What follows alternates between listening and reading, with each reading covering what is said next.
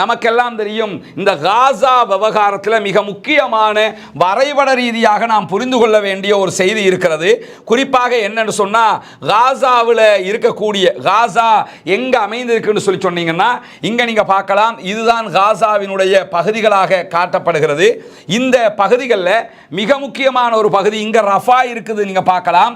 இங்க ஈஜிப்ட் இருக்கிறத பார்க்கலாம். ஈஜிப்டுக்கும் ரஃபாவுக்கும் இடையில இருக்கக்கூடிய பார்டர் இருக்குதா இல்லையா, ரஃபா பார்டர் என்று சொல்லுவோம். ரஃபா பார்டர் என்று சொல்றது எந்த ஏரியாக்குன்னா, அந்த ஈஜிப்ட்ல இருந்து வெஹிக்கிள்ஸ் வருகிற கேட்டுக்கு தான் பொதுவாக சொல்லுவாங்க. ஆனா நிஜமான ரஃபா பார்டர்ங்கிறதே கிட்டத்தட்ட 14 கிலோமீட்டர்கள் இருக்கிறது. இங்க இருந்து இங்க வரைக்கும் இருக்கக்கூடிய பகுதி தான் ரஃபா பார்டர் என்று சொல்லுவாங்க. இந்த ரஃபா பார்டர் பகுதிகளில் இருக்கக்கூடிய ஒரு மிக முக்கியமான பகுதி தான் பிலடெல்பி காரிடோர் என்கிறது. இந்த பகுதிக்கு சொல்லுவாங்க பிலடெல்பி காரிடோர் என்று சொல்லுவாங்க. இது 1979 போடப்பட்ட ஒரு ஒப்பந்தத்தினூடாக இந்த பகுதிகளை எகிப்து தான் கையிலே வைத்துக் கொண்டிருக்கிறது. இந்த பிலடெல்பி காரிடோர்ங்கிறது எகிப்துடைய வசம் இருக்கும். இந்த 14 கிலோமீட்டருக்குள்ளாக 700 எகிப்திய இராணுவத்தினர் இருப்பார்கள்.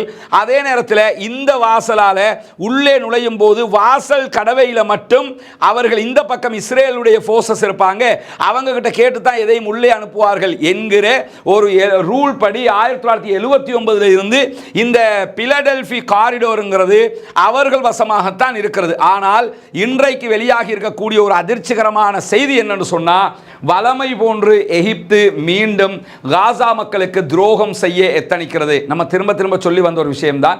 எகிப்தினுடைய ஜனாதிபதியை பொறுத்தவரையில், அப்துல் ஃபத்தா சிசியை பொறுத்தவரையில், அவர் ஆட்சியில் இருக்கிறதே இஸ்ரேலுடைய தயவால் தான், இஸ்ரேலுடைய பங்களிப்பால் தான் அந்த நின்றுக்கிட்டே இருக்கிறான்.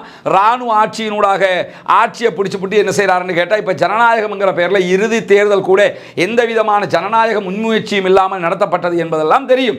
அப்படி இருக்கும்போது இந்த இடத்துல 700 அவர்களுடைய இராணுவம் தான் நிறுத்தப்பட வேண்டும் என்கிற வளமையான அந்த ஒப்பந்தத்தை மீறி இன்றைக்கு வெளியாகி இருக்கக்கூடிய தகவல் பிரகாரம் இந்த இடத்திலே இஸ்ரேலுக்கு கண்ட்ரோல் கொடுப்பதற்கு அவர்கள் தயாராக இருக்கிறார்கள் என்கிற செய்திகள் வெளியாகி இருக்கிறது.